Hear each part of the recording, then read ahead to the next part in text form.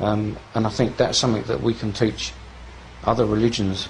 And I think we can actually go to churches and not convert these people, but make them see that we're peaceful and that we want to help other people. The problem with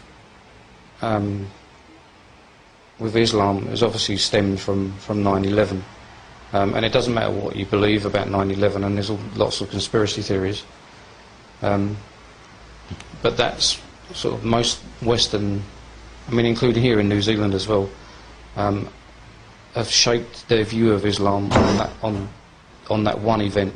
That one event. Anything that's happened since, if there's a plane crash or a train crash, the first thing that the newscaster will say is that the police or the authorities feel it's a terrorism act. And we won't mention the word terrorism, and terrorism automatically gets linked to Islam. Another issue is if you look in the Oxford English Dictionary, the word jihad is basically the meaning for jihad. It says is a religious war.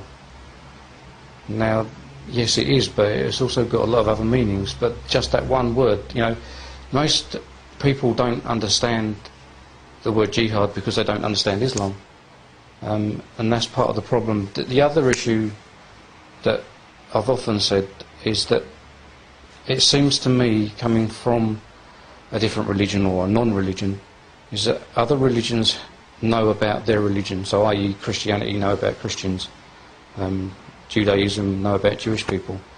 What I get is that Muslims seem to know the whole thing. They seem to know about Christianity, they seem to know about Judaism, they seem to know about Buddhism. They might not know in detail, but they know enough to know that this religion is the right one.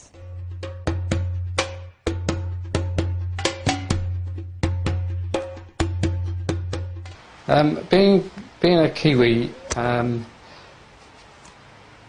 being a Muslim, it's easy for me because I'm a man. I feel sorry for some of the Islamic converts, the women, because when they go out in the street, they're targeted because they're wearing Islamic dress, because they're wearing their hijab. I can walk down the street in my shorts and a t-shirt and people wouldn't know whether I was a Kiwi, an English person, Turkish person or whatever, so it's easy in that respect. But I also think it's quite easy in New Zealand. New Zealand's quite a diverse, got such diverse immigration culture that people don't tend to say anything. What I would say is, however, is in Auckland and Wellington it's easier. In Hastings there's what I call small town culture. I haven't experienced it, but my wife's actually been told in no uncertain terms to go back to her home country by the indigenous culture that live in Hastings. And some of we had an instance here in Hastings with one of our sisters who was thrown out of the court because of wearing a hijab. And the next day in the newspaper, the actual newspaper reporter, his report was she should go home, back to her own country if she doesn't want to live by the rules of New Zealand. Which was a funny thing to say when her home is New Zealand and she's a Maori.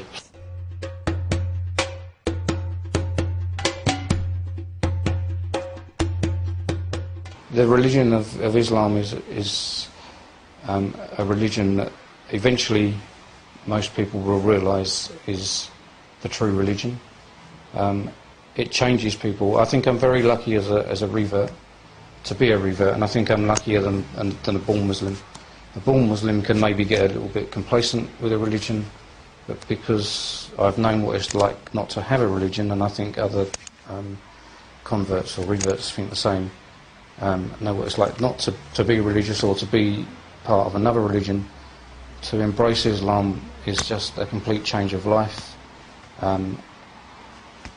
It might sound a bit of a dramatic thing to say, but I think most of us have the same experience or a similar experience in that it's actually saved our lives. It's put us back on track, and there's sort of no looking back. The measure of being happy within Islam is, well, it's actually, there's just no measurement that I can put on it, because before my conversion into Islam, I was on antidepressants, I wasn't happy, and you know, I would drink to try and get happy, which was a vicious circle, because then you would become more and more depressed. And I was on so many different antidepressants that I was a walking chemist. My conversion to Islam changed me in that sense as well. I stopped taking the medication. And to me now it's just an immeasurable thing. I mean, there's coincidences that have happened since I've become a Muslim too.